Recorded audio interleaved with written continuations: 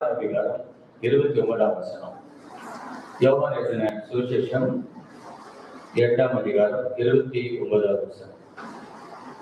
என்னை அனுப்பினவர் என்னுடனே கூட இருக்கிறார்.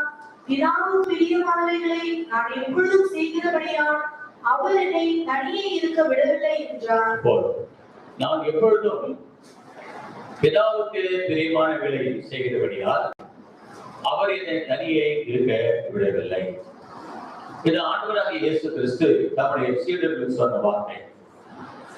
2000 ஆண்டுகளுக்கு மேலாக இந்த வார்த்தையை சொன்ன ஆண்டவர் இந்த வார்த்தையை அந்த நாட்களிலே வாழ்ந்த மக்களுக்கு மாத்திரமல்ல, இந்த நாட்களிலே வாழ்ந்து கொண்டிருக்கிற நமக்கும் இந்த நவீன உலகத்துல, இந்த போஸ்ட் மாடர்ன் வேர்ல்டுல தேவன் நமக்கும் கொடுக்கிறார். கர்த்தருடைய வார்த்தையானது அது உண்மையான வார்த்தை. வானமும் பூமியை ஒழிந்து போனாலும் கர்த்தருடைய வார்த்தை ஒழிந்து போகாது. நம்முடைய ஆண்டவராக தேவன் நேற்றும் இன்றும் என்றும் மாறாத தேவனாக இருக்கிறார். இந்த நாளின் தலைப்பு தனிமை உணர்வு. இந்த நாளின் செய்தியுடைய தலைப்பு தனிமை உணர்வு, லோன்லினஸ், தனிமை உணர்வு. அருமையான கர்த்தருடைய பிள்ளைகளே, இந்த உலகத்திலே எல்லா மனிதருக்கும் இருக்கக்கூடிய ஒரு பெரிய பிரச்சனை என்னவென்றால் தனிமை உணர்வு. அதாவது இந்த தனிமை உணர்வு என்பது இந்த உலகத்திலே நமக்கு எவ்வளவு உறவுகள் இருந்தாலும், எத்தனை பேர் நம்மோட கூட இருந்தாலும், நம்முடைய தனிப்பட்ட வாழ்க்கையில ஒரு வெற்றிடம் இருப்பதை நாம் பார்க்கிறோம். குடும்பத்துல அந்த நாட்களிலே கூட்டு குடும்பம் என்று சொல்வார்கள். கூட்டு குடும்பம் என்றால் 20 பேர் 30 பேர் இருப்பார்கள். நான் அப்படிப்பட்ட கூட்டு குடும்பங்களில் இருந்து வந்தவன். அந்த கூட்டு குடும்பத்துடைய கூட்டாண்மை, அந்த குடும்பத்துடைய ஒற்றுமை எனக்கு தெரியும். அதுமையான தேவனுடைய பிள்ளைகளே, ஒருவேளை நாம் கூட்டு குடும்பங்களிலே இல்லாமல் இருக்கலாம், சிறிய சிறிய குடும்பத்தில நாம் இருக்கலாம். ஒருவேளை சபைக்கு வருகிறோம், சபையில திரளான மக்களை நாம் பார்க்கிறோம். பொது இடங்களுக்கு செல்கிறோம், திரளான மக்களை நாம் பார்க்கிறோம். வேலை ஸ்தலத்துல நாம் வேலை செய்கிற இடத்துல பார்க்கிறோம், நம்மோடு கூட திரளான மக்கள் இருக்கிறார்கள். எங்கு பார்த்தாலும் திரளான கூட்டம், நம்மை சுற்றிலும் திரளான கூட்டம், எங்க போனாலும் கூட்டம், மார்க்கெட்டுக்கு போனாலும் கூட்டம், பஸ்ல ஏறினாலும் கூட்டம், எங்க போனாலும் கூட்டம் இருக்குது. ஆனாலும் கூட மனிதனுக்கு அவருக்கு எவ்வளவு கூட்டங்கள் எத்தனை பேர் இருந்தாலும் அவருக்குள்ளே ஒரு தனிமை உணர்வு. அதாவது தனிமை உணர்வு என்றால், நான் இவ்வளவு கூட்டம் இருந்தாலும், இவ்வளவு மனிதர்கள் இருந்தாலும் என்னை விசாரிக்க ஒருவரும் இல்லை, என்னை புரிந்து கொள்ள யாருமே இல்லை. இவ்வளவு கூட்டம் இருந்து என்ன பிரயோஜனம்? குடும்பத்துல கணவன் இருந்து என்ன பிரயோஜனம்? குடும்பத்துல மனைவி இருந்து என்ன பிரயோஜனம்? குடும்பத்துல பிள்ளைகள் இருந்து என்ன பிரயோஜனம்? என் தகவல் தாய் இருந்து என்ன பிரயோஜனம்? சபையில போதகர் இருந்து என்ன பிரயோஜனம்? சபையில மூப்பர்கள் இருந்து என்ன பிரயோஜனம்? சபையில விசுவாசிகள் இருந்து என்ன பிரயோஜனம்? என் கல்யாணத்திற்கு திரளான சபை மக்கள் வருகிறார்கள், ஆவிக்குரிய கூட்டங்களிலே அநேகர் வருகிறார்கள். என் வீட்டிலே துக்க கூட்டம் நடக்கும் போது அநேகர் வருகிறார்கள். என் வீட்டிலே ஒரு நல்ல மகிழ்ச்சியான சந்தோஷம் நிறைந்த ஒரு தோற்றத்துடன் மக்கள் வருகிறார். ஆனால் என் வாழ்க்கையிலே நான் தனித்து விடப்பட்டிருக்கிறேன். எல்லாரும் என்னோட கூட இருக்கிறார்கள். அப்படிதான் சரீர பிரகாரமாக நான் இருக்கிறேன், நான் உணர்கிறேன். ஆனால் என்னுடைய உள்ளத்திலே ஒரு வெற்றிடம் என்பதை நான் பார்க்கிறேன். எவ்வளவு பேர் இருந்தாலும் என்னை அறிந்து கொள்ள யாருமே இல்லை, என்னை புரிந்து கொள்ள யாருமே இல்லை.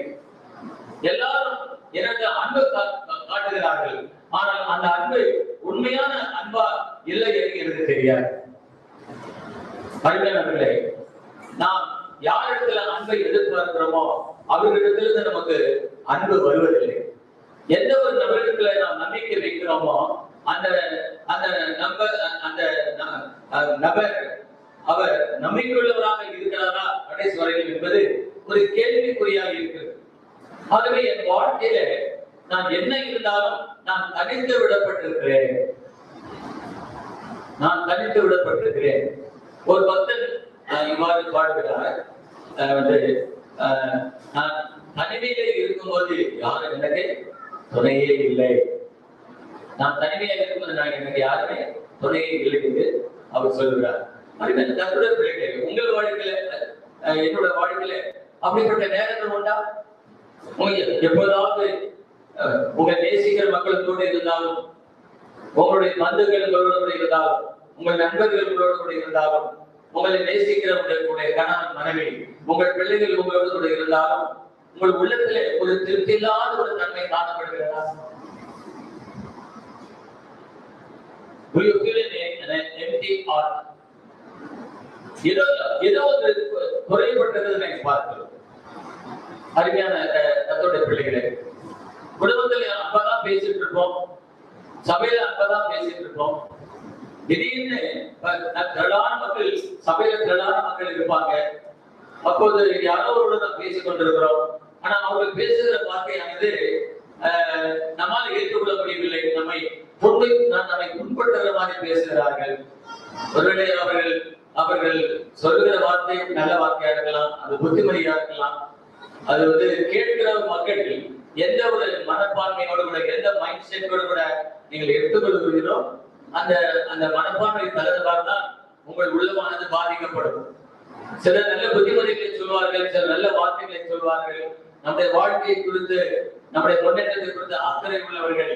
நாம் நன்றாக வாழ வேண்டும், நாம் திருந்தி வாழ வேண்டும், ஆண்டவரோடு சரியான உறவு வைக்க வேண்டும், நம்முடைய ஆத்தும ஈடுதலுக்காக, நம்முடைய பக்தி விருத்திக்காக, நம்முடைய ஜப வாழ்க்கை முன்னேற்றத்திற்காக, நம்முடைய பரிபூர்ண வாழ்க்கையை நாம் முன்னேறி செல்வதற்காக, நம்முடைய நன்மைக்காக சில நல்ல வார்த்தைகளை சொல்லலாம். அதை விட நம்மால் என்ன செய்ய ஏற்றுக்கொள்ள முடியவில்லை.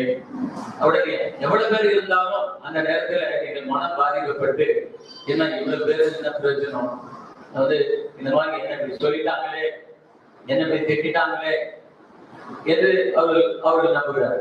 ஒருவேளை உண்மையாகவே அவர்கள் தவறான வார்த்தைகளை பயன்படுத்தி நம்மளை புண்படுத்தி இருந்தால் நம்முடைய மனம் வேதனைப்படும். சில நேரங்களில் மற்றவர்கள் புத்திமதிகளை சொல்லி, நல்ல வார்த்தைகளை சொல்லி, நம்முடைய வாழ்க்கையினுடைய முன்னேற்றத்திற்காக அவர்கள் அந்த வார்த்தைகளை சொன்னாலும் கூட அதை ஏற்றுக்கொள்ள முடியவில்லை.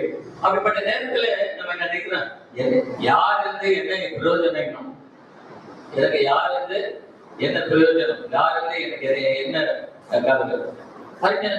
அப்படிப்பட்ட ஒரு தனிமை உணர்வு. நான் பிஹெச்ல நான் வேலை பார்த்து கொண்டிருக்கும் போது நடந்த சம்பவத்துக்கு நான் பிஹெச்ல அதிகாரியாக இருந்தேன். அப்போது எல்லாருக்கும் நான் அந்த பிஎஃப்ல நான் தான் கிளியர் பண்ணுவேன், லீவ் எல்லாம் நான் தான் சாங்ஷன் பண்ணுவேன், அவங்களுக்கு குவார்டர்ஸ் வாங்கி கொடுத்து நான் தான் வாங்கி கொடுப்பேன், அவர்களுக்கு மருத்துவமனையில ஸ்பெஷல் ட்ரீட்மெண்ட் கிடைக்கணும் நான் தான். அந்த காலத்துல அப்ப இருந்த இன்ஜினியர்ஸுடைய லெவல் வேற. இப்ப வந்து ஜிஎம் தானோட கேட்க மாட்டாங்க. அந்த நாட்களில் இன்ஜினியர்ஸ்க்கு அவ்வளவு பவர் இருந்தது. 50 ஆண்டுகளுக்கு முன்னதாக. இப்ப அந்த மாதிரி பவர் இல்லை. அப்போ வந்து என் சகோதரர் ஒருவர் வருவார், எம்ப்ளாயி. என்ன பிச்சை, நீங்க பிஎஃப் போட்டிருக்கீங்க, வந்து இதுல நாமினேஷன் போட்டிருக்கீங்க, நாமினேஷன்ல 3 பேர் போட்டிருக்கீங்களே, இது என்ன அப்படின்னு கொஞ்சம் வந்து அவரை சோதிப்பதற்காக, அவர் உணர்வடைவதற்காக நான் கேட்பேன். என்ன பிச்சை, 3 பேர் போட்டிருக்கீங்களே, பிஎஃப்ல நாமினேஷன் ஒருத்தர் தானே போடுவாங்க சார், போடுங்க சார், கையெழுத்து போட்டு அனுப்புங்க சார் அப்படின்னா பார்த்தீங்கன்னாக்க அந்த 3 பேர்ல பாத்தீங்கன்னாக்க முதல்ல வந்து நம்ம நாமினேஷன் யார் கொடுப்போம், மனைவிக்கு தான் கொடுப்போம். நேற்று கூட நானும் பிரேமா பேசிட்டு இருந்தோம். கடைசி வரையில நீங்க தாங்க எனக்கு, நாங்க தான் உனக்கு. Made for each other. ஒருவருக்கு ஒரு பிள்ளைகள் இருந்தாலும் சரி, யாரா இருந்தாலும் சரி, கடைசியில வந்து நாங்க 2 பேரும் தான் வீட்டுல 4 சோறு கூட நாங்க 2 பேரும் தான் இருப்போம். அப்படியே சில நேரங்களில் பார்த்தீங்கன்னா ஜோடி பைக்கில் யாராவது வந்துட்டு போவாங்க, வந்துட்டு அங்கேயே இருப்பாங்களா, வந்துட்டு போயிட்டு அந்த பாசமான உடனே ஓடி போயிடுவாங்க. நிரந்தரமா இருக்க போனாங்களா, கடைசி ஒரு நான் வந்து பிரேமாவுக்கு, அவங்க எனக்கு, நான் பாஸ்டமாக நான் இப்படிதான் மேட் பண்ணிச்சது. இவருக்கு தான் துணையா இருக்கும். இந்த மாதிரி உங்களுக்கு அப்படிதான் வீட்டுல வந்து இருக்கலாம். அப்படிப்பட்ட ஒரு நெருக்கமான சூழ்நிலையில கூட சில இடத்துல குடும்பங்களிலே கணவனுக்குள்ள பிரச்சனை வரும். யாராவது குடும்பத்துல எங்க குடும்பத்துல நான் கல்யாணம் ஆகி எங்களுக்கு பிரச்சனையே வரலன்னா அதுதான் பெரிய பிரச்சனை. எங்களுக்கு பிரச்சனையே வரல அப்படின்னு ஏதாவது குடும்பம் சொன்னாங்கன்னா அந்த குடும்பத்துல பெரிய கோளாறு இருக்குன்னு அர்த்தம். பெரிய கோளாறு இருக்கணும். அருமையான கர்த்தருடைய பிள்ளைகள், பிரச்சனை எல்லாருக்கும் வரும். பிரச்சனை இல்லாம இந்த உலகத்துல வாழ முடியாது. பிரச்சனை இல்லாம இந்த உலகத்துல நம்ம மாற்றிக்கொள்ள முடியாது. பிரச்சனை இல்லாம நம்ம வாழ்க்கையில முன்னேறி போக முடியும். அதுதான் தாவீது சொல்லுகிறார், நான் உபத்திரப்பட்டது நல்லது, அதனால் அந்த பிரமாணங்களை கற்றுக்கொள்கிறேன்.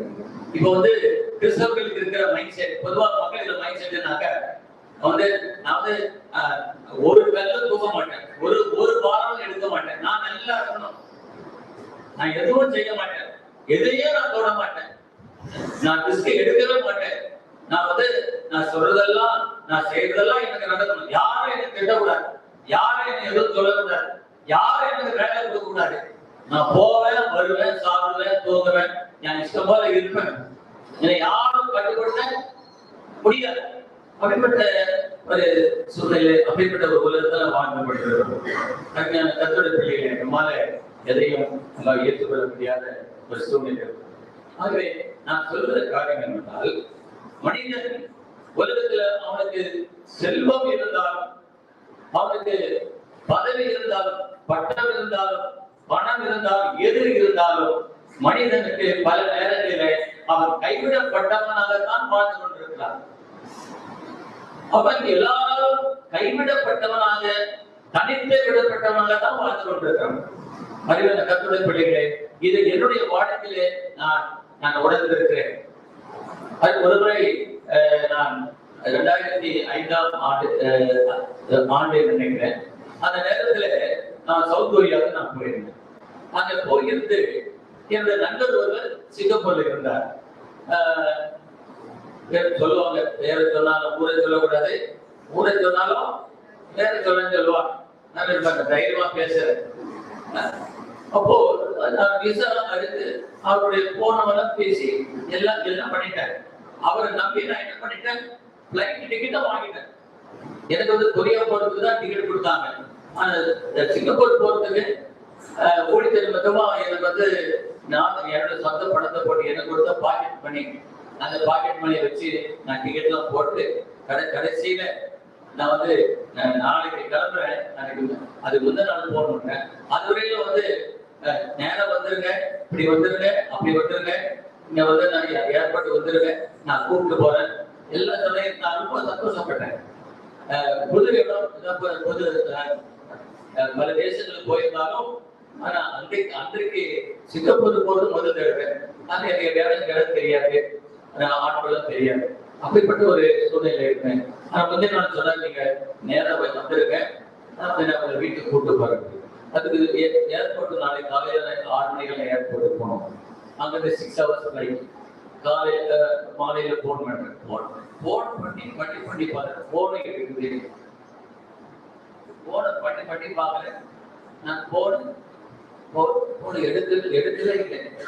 அது எப்படி இருக்கு பாருங்க, தனித்து விடப்பட்டேன். ஐயோ, நான் எப்படி போவேன், நான் எப்படி பாருங்க. அப்படிதான் நம்ம கூட இருக்கிறவங்க முடி தோண்டி புதைக்கிற காலம் இருக்கு. எல்லாரையும் சொல்லல, உங்களை சொல்லல, நீங்க ரொம்ப நல்லவங்க, உங்களை நம்பி என்னோட பண்ணலாம். நான் உங்களை சொல்லவே சொல்லல. திடீரென்று நம்ம நம்பின மக்கள் நம்மை கைவிட்டு விடுறாங்க. அப்போது நாம் தனித்து விடப்படுது. ஐயோ, என்ன செய்வேன், துடிக்கிறோம். என் வாழ்க்கையில நான் இது போன்ற பல அனுபவங்களை நான் பார்த்தேன். தனித்து விடப்பட்ட நேரங்கள் வாழ்க்கையில நான் பார்க்காத அனுபவம் இல்லை. பிஹெச்டியில வேலை பார்த்த போது எனக்கு ஆண்டவர் அந்தஸ்தை கொடுத்திருந்தார், ஆஸ்தியை கொடுத்திருந்தார், எல்லா மேன்மையை கொடுத்திருந்தார். ஆனாலும் கூட பல சூழ்நிலைகளிலே நான் பிஹெச்டியில பணியாற்றின போது நான் தனித்து விடப்பட்டவனாக இருக்கிறேன். சூழ்நிலை தெரியுங்களா? அறிஞான கர்த்தருடைய பிள்ளைகளே, இந்த நாளிலே அப்படி பலவிதமான நெருக்கங்களோடு, பலவிதமான உபாதைகளோடு, பலவிதமான துயரங்களோடு பலவிதமான கண்ணீரோடு பலவிதமான வேதனையோடு வாழ்ந்து கொண்டிருக்கிற உங்களுக்கும் எனக்கும் இன்றைக்கு ஆண்டவர் கொடுக்கிற செய்தி என்ன? நீங்கள் தனித்து விடப்படவில்லை. நீங்கள் தனித்து விடப்படவில்லை. நீங்கள் தனியே. உங்கள் வாழ்க்கையில நீங்கள் கடந்து போகிற பாதைகள், உங்களுடைய உறவுகள், உங்களுடைய உடைமைகள் இருந்தாலும், உங்களுக்கு நல்ல உத்தியோகம் இருந்தாலும், எது இருந்தாலும், பல நேரங்களிலே நீங்கள் நேசிக்கிற மக்கள் இருந்தாலும், பிள்ளைகள் இருந்தாலும், பெற்றோர்கள் இருந்தாலும், நண்பர்கள் இருந்தாலும், அன்புக்குரியவர்கள் இருந்தாலும், எவ்வளவோ நெருங்கிய தோழர்கள் இருந்தாலும், தோழிகள் இருந்தாலும், பல நேரங்களிலே உங்கள் வாழ்க்கையானது ஒரு தனித்து விடப்பட்ட வாழ்க்கையாகத்தான். அப்படிப்பட்ட நேரத்துல அந்த தனிமை உணர்வை நீங்கள் உணர்வு நேரத்துல நீங்கள் என்ன செய்யறதுக்கு பைத்தியம் பிடித்தது போல, ஐயோ நான் ஏன் இந்த உலகத்துல வாழ வேண்டும், இந்த உலகத்துல வாழ்ந்த என்ன பிரயோஜனம், என்ன இருந்தாலும், எவ்வளவு மக்கள் இருந்தாலும், எவ்வளவு உறவுகள் இருந்தாலும், எவ்வளவு ஆட்சி இருந்தாலும், எவ்வளவு சொத்து இருந்தாலும், எவ்வளவு சொத்து இருந்தாலும், எதுவுமே எனக்கு கை கொடுக்கலையே, நான் தனிமையா தானே இருக்கிறேன் என்று அப்படிப்பட்ட ஒரு நிலையை நீங்க இருக்கலாம். ஒரு நாளிலே இந்த மாதிரி ஒரு சூழ்நிலை எனக்கு பல ஆண்டுகளுக்கு முன்னதாக வந்தது.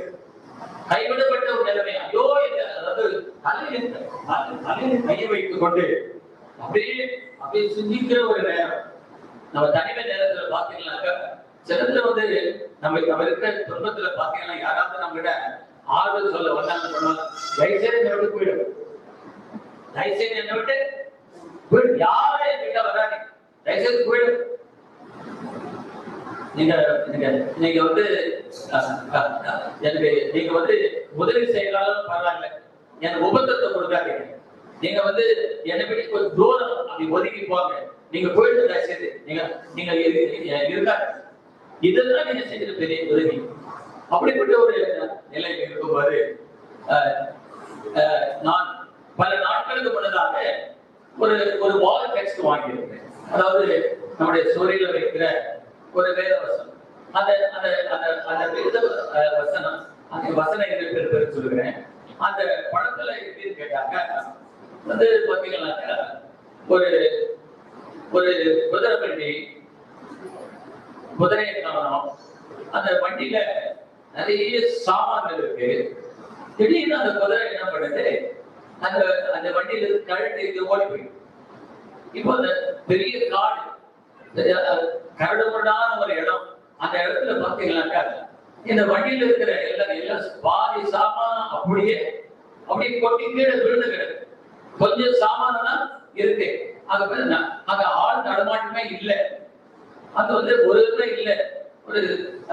ஒரு தனித்து விடப்பட்ட நிலைமை, ஒரு வனாந்தரமான இடம். அப்படிப்பட்ட இடத்துல அந்த படத்தை பார்த்த உடனே என் உள்ளம் ஐயோ, இந்த படத்துல இருக்கிற மாதிரி தானே என் வாழ்க்கை ஒரு கைவிடப்பட்ட வாழ்க்கையா இருக்கு, ஒரு ஆதரவற்ற வாழ்க்கை, ஒரு அனாதையான வாழ்க்கை. எத்தனை பேர் இருந்தாலும் நான் வீட்டில அனாதையாக வாழ்ந்து கொண்டிருக்கிறேன். சபையில எனக்கு எத்தனை ஊழியர்கள் இருந்தாலும், சபையில எவ்வளவு விசுவாசம் இருந்தாலும் நான் அனாதையா இருக்கிறேன். எங்க வீட்டுல நாங்க 10 பேர் இருந்தாலும் பல நேரங்களிலே நான் எங்க வீட்டுல நான் பெரிய குடும்பம் சொல்லி நான் சொல்லிக்கிறதுக்கு இல்லை, இவ்வளவு பேர் இருக்கிறாங்களே சொல்லிக்கிறதுக்கு இல்லை. ஆனா நான் எங்க வீட்டுல எல்லாம் இருந்தாலும் நான் ஒண்ணும் இல்லாத அனாதை தான். அதுதான் என்னோட வாழ்க்கை. அந்த உடனே அந்த படத்தை பார்த்த உடனே அந்த படத்தை பார்த்து இந்த ஆதரவற்ற இந்த வண்டி போலதான், பொருட்கள் எல்லாம் சதறி இருக்கிற வார்த்தைதான், குதிரையெல்லாம் வண்டி மாதிரி தனியா கிடக்குது, அப்படியே அப்படி விழுந்து கிடக்குது, யாருமே இல்லை. பார்த்தா ஒரு திட்டத்து காடு மாதிரி இருக்கு, ஒரு வனாந்தரமான இடம் இருக்கு, யாரும் அது கேட்பாரே கிடையாது. ஐயோ, அப்படிதானே என் வாழ்க்கை கூட ஒரு கேட்பு யாரும் விசாரிக்க இல்லையே, ஒரு கேட்பாத வார்த்தையா இருக்கு எப்படி சொல்லி அப்படி மனது அழுது கொண்டு இருக்கும்போது கீழே ஒரு வாசகத்தை வாசித்தேன். அந்த வாசகம் தான் என்னை தொட்டது. அன்றைக்கு தொட்ட அந்த வசனம் இன்றைக்கும் என்னை ஆட்டி தேடினார். அன்றைக்கு ஆண்டவர் என்னோடு பேசாதிருந்தால் நான் மாண்டு போயிருப்பேன். உங்களுடைய வேதம் எனது மனமகிழ்ச்சியாக இருந்தால் நான் துக்கத்தில் அழிந்து போயிருப்பேன்.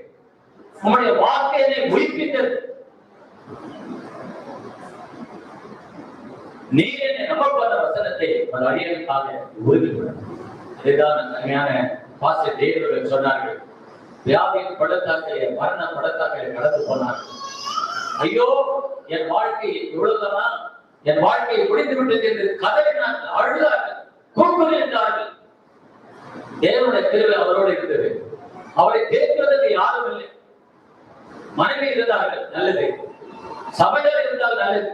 போதகர் இருக்கிறார், நல்லது. ஆனாலும் கூட பல நேரங்களில் யார் இருந்தாலும் நம்மை தேற்றுவதற்கு யாருமே இல்லாத ஒரு நிலை. அந்த நேரத்தில் ஆண்டவர் தேவனோடு பேசினார். அவர் தாமே சோதிக்கப்பட்டு பாடுபட்டதுனால சோதிக்கப்படுவதற்கு அந்த வார்த்தையை அவரை தொட்டது, அவரை தூக்கி நிறுத்தியது, ஸ்திரப்பட்டது, உறுதிப்படுத்தது. அந்த வார்த்தையினால கத்த அவர் எதிர்காலத்தை படப்பிடித்து அந்த ஒரு வார்த்தை அவருடைய வாழ்க்கையே மாற்றிவிட்டது, அவர் வேதனையே மாற்றிவிட்டது. அவர் வருங்காலத்தை குறித்த நல்ல ஒரு தெளிவான ஒரு வரைபடத்தை ஆண்டவர் அவர் கொடுத்திருந்தார். இதே போலதான் என் வாழ்க்கையில் நடந்தது. அந்த வசனம் என்ன தெரியுமா? யோவான் என்ற சுவிசேஷம் 14ஆம் அதிகாரம் 18ஆம் வசனம். யோவான் என்ற சுவிசேஷம் 14ஆம் அதிகாரம் 18ஆம் வசனம். நான் உங்களை திக்கற்றவர்களாக விடேன், உங்களிடத்தில் வருவேன். நான் உங்களை திக்கற்றவர்களாக விடேன். நான் ஒரு திக்கற்றவர்களாக விடேன். நீங்க கூட அப்படிதான் இருக்கிறீங்களா? நீங்க பிள்ளைங்க உங்களுக்கு இந்த நேரம் வரும், எக்ஸாம் எழுதுறீங்க, சரியான மார்க் வரல, ஒரு திக்கற்ற நிலைமை தான். அப்பா என்ற பிரயோஜனம், அம்மா என்ற பிரயோஜனம், நல்ல பள்ளிக்கூடத்துல படிச்ச பிரயோஜனம், நல்ல மார்க் எடுத்த பிரயோஜனம், நீட்ல பாஸ் பண்ணலையே, நீட்ல தோல்வி எடுத்துட்டேன், எனக்கு நான் பெருங்குறது எனக்கு கிடைக்கலையே, தனிப்பட்டதான் இருக்கணும். என் புரிஞ்சவங்க ஒரு பெண் நீட்ல இடம் கிடைக்காம தற்கொலை பண்ணிடுச்சு. இன்னைக்கு அந்த ஒருவேளை அந்த பெண் ஆண்டவரை அறிந்திருந்தால் அவள் தனித்து விடப்பட இருக்கமா? அவள் ஆண்டவரை அறிந்திருந்தால் அவர்களுடைய ஜீவன் தப்பி போயிருக்கு. இன்னைக்கு கூட எத்தனை பேர் தனித்து விடப்பட்டிருக்கிறார்கள். அவர்கள் தனியா வாழ முடியல. எல்லாம் கணவன், மனைவி, பிள்ளைகள், குடும்பத்தார், உறவுகள், ஆஸ்தி, அந்தஸ்து எல்லாம் இருக்கு. ஆனா பிரச்சனை வரும்போது அவர்கள் தனித்துதான் வாழ்கிறார்கள். ஒரு பக்தன் இவ்வாறு சொல்கிறார், நீங்கள் சிரிக்கும் போது உலகம் உங்களோட ஒரு சேர்ந்து சிரிக்கும், ஆனால் நீங்கள் கண்ணீர் விடும் போது நீங்க தனியான கண்ணீர் விடும். When you laugh, the whole world will laugh. But when you shed tears, you have to shed tears alone. நீ சிரிக்கும் போது உலகம் உங்களோட சேர்ந்து சிரிக்கும், ஆனா கண்ணீர் விட்டா நீங்க தனியாதான் கண்ணீர் விடும். கர்த்தருடைய பிள்ளைகளே, நான் எதற்காக சொல்கிறேன் என்றால், இந்த திக்கற்ற நிலைமை உங்களுக்கு இருக்காது. இயேசு உங்களுடைய ரட்சகராக இருந்தால், நீங்கள் பாவத்திற்கு மனம் திரும்பி இயேசுவை சொந்த ரட்சகரை ஏற்றுக்கொண்டு இயேசு போதுமே என்று ஒரு நல்ல தீர்மானம் எடுத்து இயேசுக்காக வாழ்கிற மக்களாக இருந்தால், உங்கள் வாழ்க்கையில நீங்கள் கைவிடப்பட்டவர்கள் அல்ல, நீங்கள் திக்கற்றவர்கள் அல்ல, உங்களை விசாரிக்கிற ஒரு தேவன் இருக்கிறார். தாய் தன் பாதங்களை மறந்தால் நான் உன்னை மறப்பதில்லை. தாவீது சொல்கிறார், என் தகப்பனும் தாயும் என்னை கைவிட்டாலும் என்னை கைவிட மாட்டேன். மலைகள் விலகினாலும் பர்வதங்கள் நிலை பெயர்ந்தாலும் என் கிருபை உன்னை விட்டு விலகாமலும் என் சமாதானத்தை உடன்படிக்கை நிலைபெறும் என்று ஒன்றே மனதுரை கதை சொல்லுகிறார். கர்த்தருடைய பிள்ளைகள், பல நேரங்களில் நாம் இந்த நிலையில இருக்கிறோம், தனித்து விடப்பட்டிருக்கிறோம், யாரும் புரிஞ்சுக்கிறது இல்லை, புரிந்து கொள்ள அது விருப்பமும் கிடையாது. Why people don't understand us? Because they don't want to understand us. நிறைய பேர் நம்ம புரிந்து கொள்ள விரும்புறது இல்லை, அதான் அவங்க புரிஞ்சுக்கிறது. இப்படிப்பட்ட சூழ்நிலை அன்றைக்கு அந்த வார்த்தை பேசுது, நான் உங்களை திக்கற்றவர்கள், I never leave you or நான் உங்களை தீர்க்க சொல்றேன். எத்தனையோ ஆண்டுகளுக்கு முன்னதாக இந்த வார்த்தை என்னை பல ஆண்டுகளுக்கு முன்னதாக உயிர்த்தது. இந்த வார்த்தை என்னாலும் என்னை உயிர்த்து கொண்டே தெரிஞ்சு கொடுப்பேன். உங்களுடைய வேதம் சொல்லுகிறேன், உங்களுடைய வேதத்தை நேசிக்கிறவர்களுக்கு மிகுந்த சமாதானம். அவர்களுக்கு உலகத்தில் எல்லாம் அழிந்து போகும். உங்க அந்தஸ்து அழிந்து போகும், உங்க படிப்பு அழிந்து போகும், உங்க சொத்து அழிந்து போகும், உங்க பிள்ளைகளுடைய பாசம் ஒழிந்து போகும், உங்கள் மனைவியுடைய பாசம் ஒழிந்து போகும், உன் கணவனுடைய பாசம் ஒழிந்து போகும், உறவுகளுடைய எல்லா உறவுகள் பாசம் எல்லாம் அழிந்து போகும். இயேசுவின் அன்பு மட்டும் உங்களுக்கு ஒருபோதும் அந்த மாறாத ஆண்டவரை உறுதியாய் பற்றி உண்மை உறுதியாய் பற்றி கொண்ட மனதை உடையவன் உண்மையை நம்பி இருக்கிறபடியால் அவனை பூர்ண சமாதானத்தை காத்துக் கொள்வேன். அறிந்த கத்துட பிள்ளைகளை, இந்த உலகத்துல நீங்கள் நான் திக்கற்றவன் இல்ல, நான் திக்கற்றவன் அல்ல, என்னை விசாரிக்கிற ஒரு தேவன் இருக்கிறார். அவர் வானத்தின் உண்டாகிற தேவன், அவர் சர்வ அதிகாரமுள்ள தேவன். என் பாவங்களுக்காக செவில மதித்து அடக்கப்பட்டு உயிரோடு கூட எழுந்த தேவன், அந்த உயிர்த்தெழுந்த தேவன் என்னை திக்கற்ற விடாதபடி தம்முடைய பரிசுத்தாவி எனக்கு அளவில்லாமல் கொடுத்திருக்கிறார். நீங்க பரிசுத்தாவி பெற்றது கிறிஸ்தவர்களா? கிறிஸ்தவர்கள் ரெண்டு விதமான கிறிஸ்தவர்கள். பெயர் கிறிஸ்தவர்கள், மதத்தை பின்பற்ற கிறிஸ்தவர்கள். இரண்டாவது கிறிஸ்தவர்கள் உண்மையாக பரிசுத்தாவியை பெற்றவர்கள். அவர் எந்த சபையாக இருக்கலாம். ஆகவே இன்னைக்கு மத கிறிஸ்தவர்கள் பரிசுத்தாவி பெற்றவர்கள் அல்ல. பெயர் கிறிஸ்தவர்கள், பாரம்பரிய கிறிஸ்தவர்கள் பரிசுத்தாவி பெற்றவர்கள் அல்ல. அவர்களுக்கு இந்த ஆறுதல் கிடையாது, அவர்களுக்கு இந்த தேர்தல் கிடையாது. உண்மையா இயேசுவை சொந்த ரட்சகராக ஏற்றுக்கொண்டு பாவத்தை விட்டு மனம் திருப்பி இயேசுக்காக நான் வாழுவேன் வாழ்க்கை உண்மையாய் ஒப்பு கொடுத்து ஏதோ பெந்தேகோஸ்து கோயிலுக்கு வந்து விட்டோம், நான் ஆவிக்குரிய சபை, நான் பரலோகத்துக்கு போய்விடுவேன் என்று சொல்லி கனவு காண ஆவிக்குரிய சபைக்கு வந்துவிட்டால் எல்லாம் முடிந்தது அல்ல. ஆவிக்குரிய சபைக்கு வந்தால் எல்லாம் தீர்ந்தது அல்ல. நீ எந்த சபைக்கு போவதா என்பதற்கு காரியம் அல்ல, நீ கிறிஸ்துவுக்குள் இருக்கிறாயா என்பதுதான் காரியம். It doesn't matter which church you belong. What matters is whether Christ is in you. நீ எந்த சபையில் இருக்கிறாய் என்பது கணக்கல்ல, நீ கிறிஸ்துவுக்குள்ளே இருக்கிறாயா? That matters most. அருமையான பிள்ளைகளே, கிறிஸ்துவுக்குள்ளே இருந்தால் நீங்கள் தரித்து விடப்படுவீர்கள். Hallelujah. Hallelujah. When Christ is in you, you are not an orphan. கிறிஸ்து உங்களுக்குள்ள இருந்தால் நீங்கள் தனிமையிலே இல்லை. நீங்க தனிமையில இல்லை. சொல்லுவாங்க, எங்க அப்பா அம்மா எல்லாம் இப்படி செய்வான், எங்க தாய்மாமா எல்லாம் செய்வான், பார்த்துவர் விசுவாசெல்லாம் உதவியா இருப்பான். நல்லது, நான் தமிழ் சொல்லல. ஆனா பல நேரங்களில நீங்க அவர்களை நம்பி இருக்கீங்கன்னா அவங்களை அவங்க கையை பிடிச்சாங்கல்லாம் அவங்கதான் நீங்க நடுத்தருவில் தான் இருப்பீங்க. அப்படி இல்லை. யார் என்னை கைவிட்டாலும்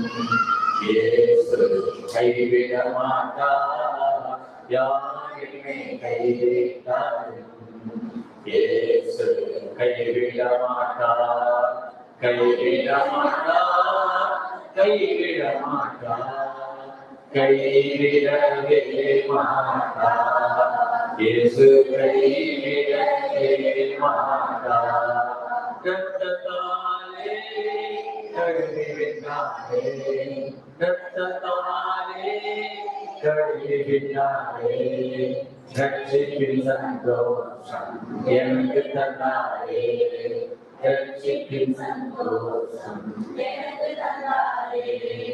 யார் என்னை கைவிட்டாலும் இயேசு கைவிட மாட்டார், யார் என்னை கைவிட்டாலும் இயேசு கைவிட மாட்டார். யாரோட கைவிடலாம், கணவன் கைவிடலாம், மனைவி கைவிடலாம், பிள்ளைகள் கைவிடலாம், பெற்றோர்கள் கைவிடலாம், பாஸ்டர் கைவிடலாம், விசுவாசிகள் கைவிடலாம், நீங்க நம்பின மக்கள் கைவிடலாம். ஆனால் என் இயேசு ஒருபோதும் இயேசு என்னை கைவிட மாட்டார், இயேசு என்னை கைவிட மாட்டார், இயேசு என்னை கைவிட கைவிடமாட்டார். கடும் புயல் வரைக்கும் வேறு காத்து வீசிடும் என்னை கைவிட மாட்டார். இயேசு என்னை கைவிட மாட்டார். இயேசு என்னை கைவிட மாட்டார். அருமையான கர்த்தருடைய பிள்ளைகள், ஆண்டுடைய வார்த்தையை பிடித்துக் கொள்ளுங்க.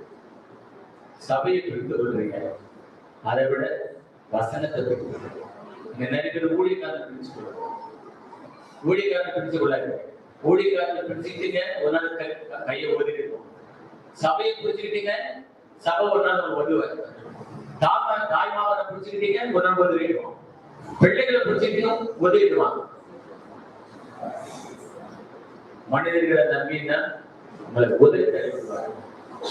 ஆனால் நீங்கள் உங்களை கர்த்தருடைய கருத்தல போறது, கர்த்தர கருத்தல ஆண்டு சொல்றார், நான் அவைகளுக்கு நித்திய சொல்றேன்.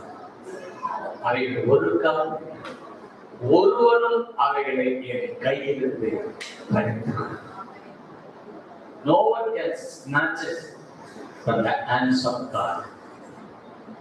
நாம் தேவனுடைய கருத்தில் இருந்தா யாரும் கொடுக்க முடியாது. நாம் தேவனுடைய கருத்தில் இருந்தா புயல் வீசட்டும், வெள்ளம் வரட்டும், எதுவும் வரட்டும், நாம் தேவனுடைய கருத்தில் இருக்கிறதால ஒரு சேதம் அல்ல, ஒரு சேதம் அல்ல. அல்லேலூயா. ஒரு சேதம் அல்ல. சேதம் வர மாதிரி தெரியும், புயல் வீசுற மாதிரி தெரியும். ஆனா புயல் வீசட்டும், கடல் எனது நங்கூரம் இயேசு இருக்கிறார். எனது நங்கூரம் இயேசு இருக்கிறார். பயப்பட மாட்டேன், நான் பயப்பட மாட்டேன்.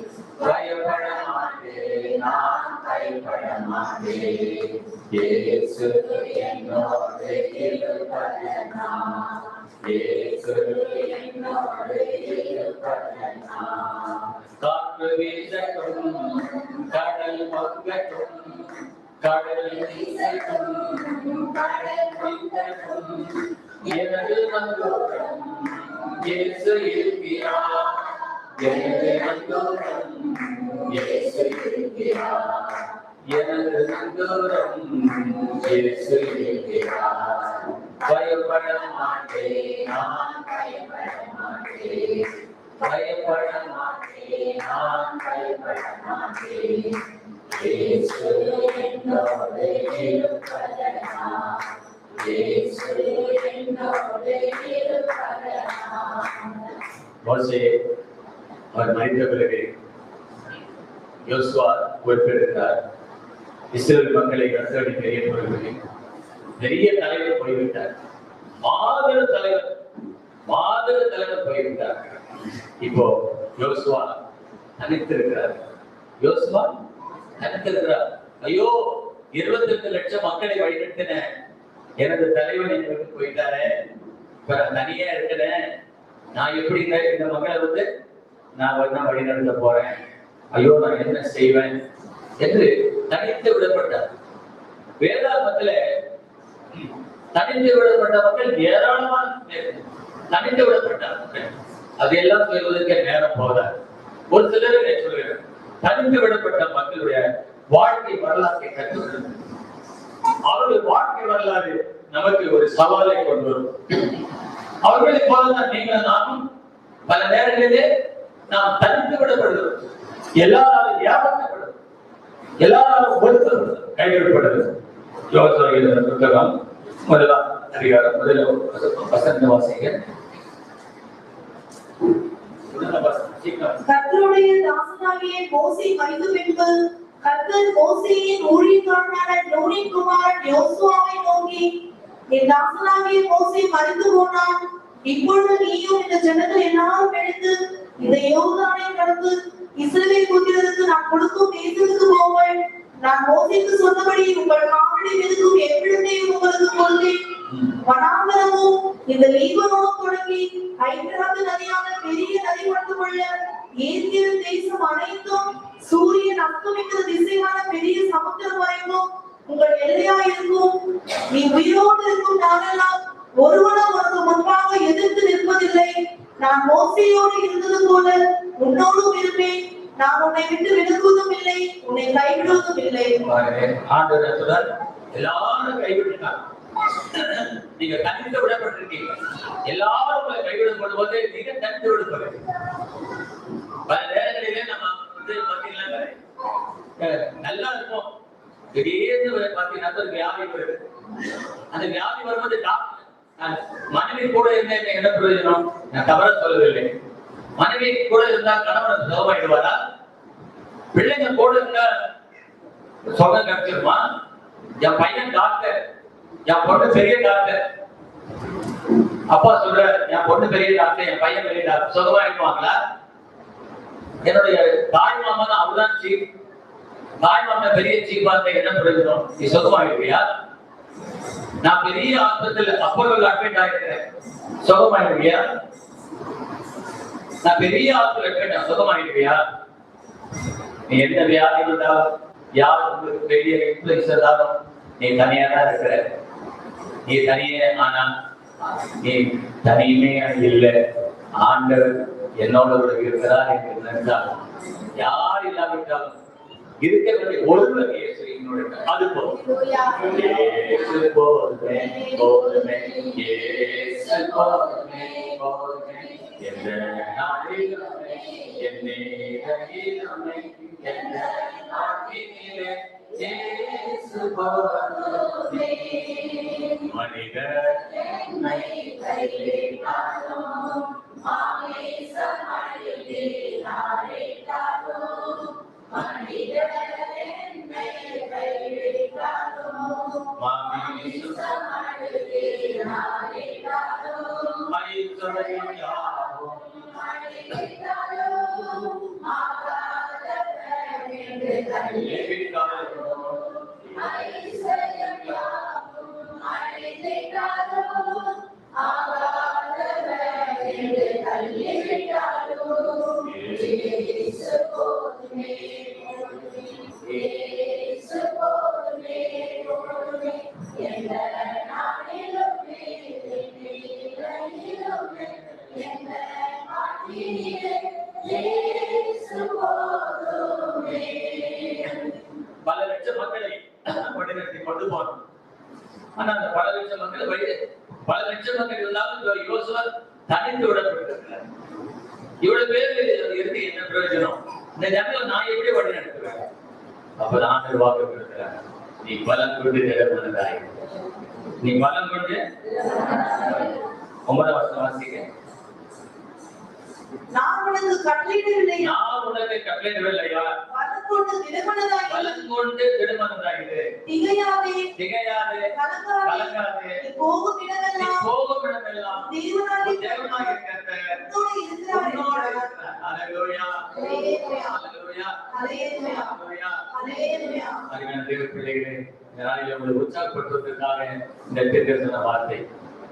உறவுகள் இருந்தாலும், உடமைகள் இருந்தாலும், உலகமே உங்களோட கூட இருந்தாலும், நீங்க தனியா இருக்கிறனால தான், நீங்க தனித்து விடப்பட்ட ஆகவே அதனால உன்னை புரிந்து கொள்ள நீங்க தனிமையா ஆண்டு சொல்லுகிறார், நான் உங்களை திட்ட சொல்றேன். I never leave you off. நான் திட்ட சொல்றேன். உலகத்தை முடிவு இருந்தோ இன்னும் வேதத்துல தாவீது வாழ்க்கையை பார்த்தீங்கன்னா அதிகமாக நெருக்கப்படும். பெரிய ராஜாவா இருந்தாலும் அவன் தனித்து விடப்பட்டார். எவ்வளவு லட்சக்கணக்கான மக்கள் தாவீது அவன் வாழ்க்கையில அவன் தனித்து விடப்பட்டதா இருந்தான். அவனுக்கு சமாதானம் இல்லை, அவனுக்கு நிம்மதி இல்லை. அப்படிப்பட்ட ஒரு ஒரு திக்கட்ட நிலையில தான் அவன் வாழ்ந்துருக்கிறான். பாருங்க 69ஆம் சங்கீதம் 20ஆம் வசனம் வாசிங்க. 69:20. நிந்தை என் இருதயத்தை பிளந்தது, நான் மிகவும் வேதனைப்படுகிறேன். எனக்காக பரிதவிக்கிறவன் உண்டோ என்று காத்திருந்தேன், ஒருவனும் இல்லை. தேற்றுகிறவர்களுக்கு காத்திருந்தேன், ஒருவனையும் காணேன். பாருங்க, நிப்புல பிரதான் எல்லாரும் இருப்பாங்க, ஆனா உதவி செய்ய யாருமே. எல்லாரும் இருக்காங்க வீட்டுல. ஆனா எனக்கு ஆபத்து வரும்போது காப்பாத்துக்கு யாருமே இல்லை. ஆட்கள் இல்லைன்னா ஆட்கள் இருக்கிறாங்க. ஆனா அவங்க ஆட்கள் இருக்கிறாங்க, ஆனா அவங்களால காப்பாற்ற முடியும். பேச்சுகள் ஒருவனும் இல்ல. அருமையான கட்டோட சொல்லுகிறேன், உங்க வாழ்க்கை எங்க வாழ்க்கை அப்படிதான் இருக்கு. சிறுமையும் எளிமையுமான என்மேல் நினைவாயிருப்பவரே, சிறுமையும் எளிமையுமான என்மேல் நினைவாயிருப்பவரே, என்பெரும் நீரே கோட்டையும் நீரே, உம்மையே வாழ்த்துகிறேன். என்பெரும் நீரே கோட்டையும் நீரே, உம்மையே வேண்டுகிறேன். கர்த்தாவே நான் பலனற்றவன், என் கால்களை திறப்படுத்தும். கர்த்தாவே நான் பலனற்றவன், என் கால்களை திறப்படுத்தும். என்பெரும் நீரே கோட்டையும் நீரே, உம்மையே வேண்டுகிறேன். என்பெரும் நீரே கோட்டையும் நீரே, உம்மையே வாழ்த்துகிறேன். புலந்தையர் எலும்புகள் உயிரடைந்தோன தேவா கர்த்தாவே, புலந்தையர் எலும்புகள் உயிரடைந்தோன தேவா கர்த்தாவே, உயிருள்ள வரையும் உமக்காக வாழும் உணர்வினை உருவாக்குவே. உயிருள்ள வரையில் உமக்காக வாழும் உணர்வினை உருவாக்குவே. கர்த்தாவே நான் பலனற்றவன், என் கால்களை திறப்படுத்தும். கர்த்தாவே நான் பலனற்றவன், என் கால்களை திறப்படுத்தும். என் பலனும் நீரே கோட்டையும் நீரே, உம்மையே வேண்டுகிறேன். என் பலனும் நீரே கோட்டையும் நீரே, உம்மையே வாழ்த்துகிறேன். பிள்ளைகளே, வேதத்துல அநேக மக்கள் கைவிடப்பட்டவர்களாக வாழ்ந்தார். எனக்கு அந்த பிடித்தமான கைவிடப்பட்டவர்கள், கைவிடப்பட்ட நேரத்துல ஆண்டவர் கூட இருந்து கைவிடாத சில நபர்கள் உண்டு. அது தாவீது முக்கியமானது. இரண்டாவது எனது வாழ்க்கை மிகவும் அதிகமாக கவர்ந்த ஒரு வார்த்தை என்னென்றால், அது எஸ்தரின் புத்தகத்திலே, மன்னிக்கும் 1 சாமுவேலின் புத்தகத்திலே, அன்னாளுடைய வாழ்க்கையிலே அவள் பல நேரத்துல அவள் எல்லாம் இருந்தும் அவள் கைவிடப்பட்டவளாக தான் இருந்தாள்.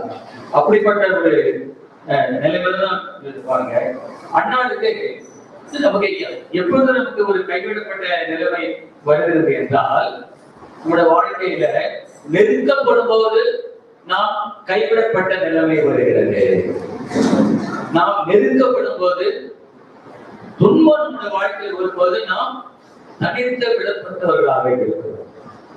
இரண்டாவது, நம்ம வாழ்க்கையில ஒரு குறைவு வரும்போது, நம்முடைய தேவைகள் சந்திக்கப்படாமல் இருக்கும்போது, நம்முடைய தேவைகள் நமக்கு கிடைக்காமல் இருக்கும்போது நாம் கைவிடப்பட்டவர்களாக, தனித்து விடப்பட்டவர்களாக இருக்கிறோம்.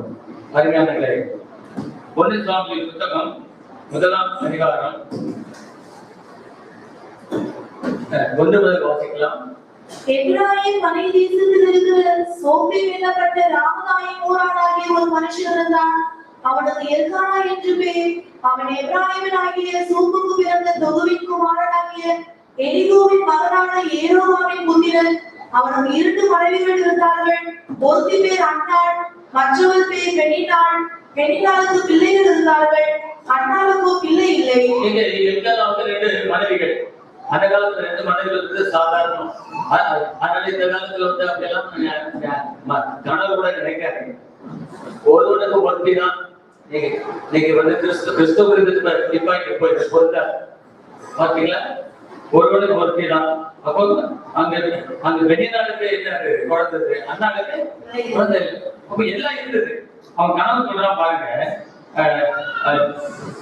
4 வசனம் பாருங்க. அங்கே எல்லா வகையிலும் நாளிலே அவன் தன் மனைவியாகிய பெண்ணினாளுக்கும் அவளுடைய எல்லா குமாரருக்கும் குமாரதிகளுக்கும் பங்கு போட்டு கொடுப்பான். அண்ணாவை சிநேகித்தபடியினால் அவளுக்கு இரட்டிப்பான பங்கு கொடுப்பான். கர்த்தரோ அவள் கர்ப்பத்தை அடைத்திருந்தார். அந்த பலியிடும் போது அந்த பலிபொருள்ல அவன் பங்கிட்டு கொடுப்பான், எல்லாருக்கும் கொடுப்பான். ஆனா கொடுக்கும்போது வெளிநாளுக்கும் கொடுப்பான், அண்ணாலும் கொடுப்பான். ஆனா அண்ணாவை நேசித்தபடினால எத்தனை மடங்கு கொடுத்தான்? 2 மடங்கு. 2 மடங்கு. எப்படி யாக்கோபு யோசேப்புக்கு ராகேலுக்கு கடைசியா பிறந்ததுனால எல்லாரும் காட்டிலும் அதிகமா நேசித்தான் இல்லைங்களா? அதே போலதான் இங்க அண்ணாவை அதிகமா நேசித்தான். ஆனா அவளுக்கு இவர் நேசத்துல மயங்கிட்டாளா? மயங்கல. ஆனா அவளுக்கு எல்லாம் உனக்குதாமா அப்படின்னு இருக்கிற சொந்தெல்லாம் உயிரை சொன்னா கூட அவனுக்கு என்ன இல்லை, அவளுக்கு நிம்மதி இல்லை. அவள் என்ன பண்றா? அவள் தனித்து விடப்பட்டது, அவருடைய கர்ப்பம் அடைக்கப்பட்டிருந்தது. ஆகவே அவள் தனித்து விடப்பட்டிருந்தார். வாசிங்க 7ஆம் வசனம்.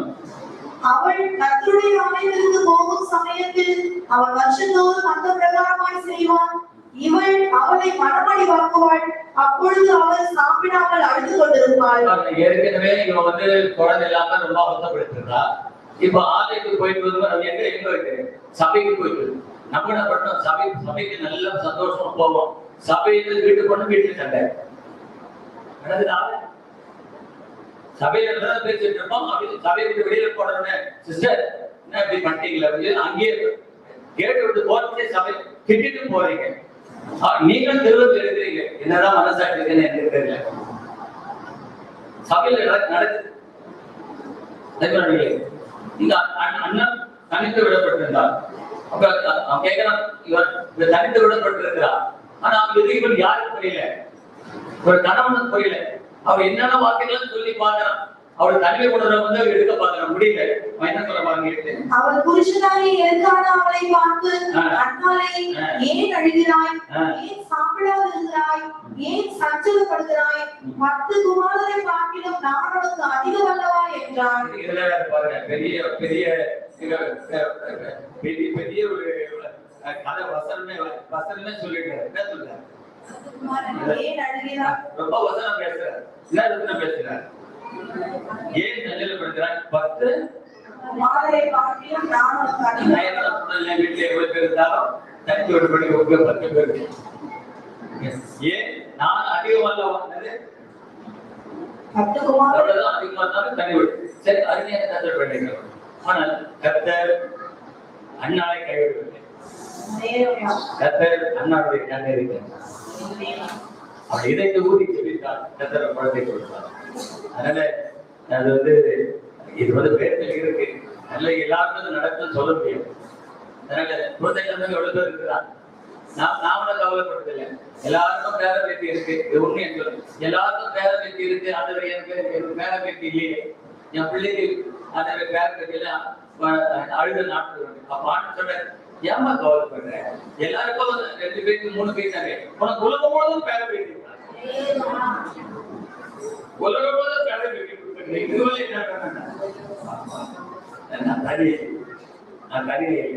வானத்தில் உனக்கு தேவன் உங்களோட இருக்கிற. அடுத்து ரசிகர் முடிச்சேன். அப்போஸ்தலர் புதிய ஏற்பாடுல அப்போஸ்தலர் பவுல் பாத்தீங்களா? ஐயோ, அவருக்கு வந்த மாதிரி அவருக்கு மாதிரி வந்து பாடுகள் துன்பங்கள் வந்ததுன்னு வச்சுங்களேன். நானும் என்ன பண்ணிருப்போம்? மூட்டை கட்டிட்டு ஓடி போயிடும். ஓடிய வேணாம், ஒண்ண வேணாம்னு மூட்டை கட்டிட்டு எங்கே நாங்கள் ஓடி போயிருக்கோம். அருமையான கத்தோட பிள்ளைகளே, அருமையான தேவஜனமே, அவர் வாழ்க்கையில அநேக நேரங்களிலே அவர் தனித்து விடப்பட்டவராக தான் இருந்தார். அதிகமாக அவர் தனித்து விடப்பட்டு அவர் அதிகமான நெருக்கத்தில் இருந்தார். வாசிக்கலாம் 2 Corinthians 2ஆம் அதிகாரம் 23ஆம் வசனம் வாசிங்க. 11:23. அவர்கள் கிறிஸ்துவின் ஊழியக்காரரா? நான் அதிகம் புத்தியினமாய் பேசுகிறேன். நான் அதிகமாய் பிரயாசப்பட்டவன், அதிகமாய் அடிபட்டவன், அதிகமாய் காவலில் வைக்கப்பட்டவன். நான் அதிகமாக காவலில் வைக்கப்பட்டவன். பாருங்க, அநேக தரம் போதும். எவ்வளவு சபையில ஸ்தாபிச்சார், எவ்வளவு ஊழியர்கள் இருக்கிறாங்க. ஆனா அவர் காவலில் இருக்கும்போது அவர் தனியா தான் இருந்தார்.